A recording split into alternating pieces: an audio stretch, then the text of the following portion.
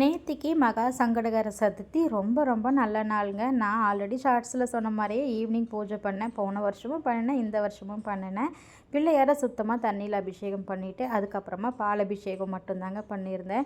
சுத்தமான தண்ணி ஊற்றினாலே போதுங்க, பிள்ளையாருக்கு அவ்வளோ பிடிக்கும். அதுலேயும் பால் அபிஷேகம் பண்ணால் ரொம்ப விசேஷமானது. அது ஒன்றே போதும்.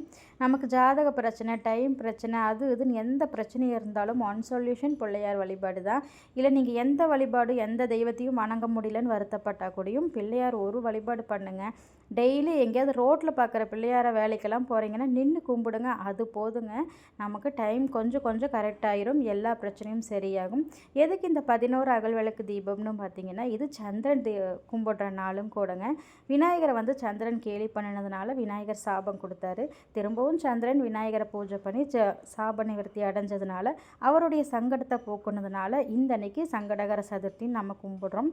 சந்திரனாலே வெளிச்சம். இந்த மாதிரி 11 அகல் விளக்குங்கும்போது அது நல்ல வெளிச்சம் நிறைஞ்ச ஒரு பூஜையாக இருக்கணும்னு சொல்லிட்டு, எதுக்கு நான் வந்து வெத்தலை மாயலை எதுவும் கிடைக்கல அப்படிங்கிறதுனால அரசையில கிடச்சது வச்சு நான் பூஜை பண்ணியிருந்தேன். ஆயிலும் லீக் ஆகாமல் இருக்கும், அதனாலையும் கூட.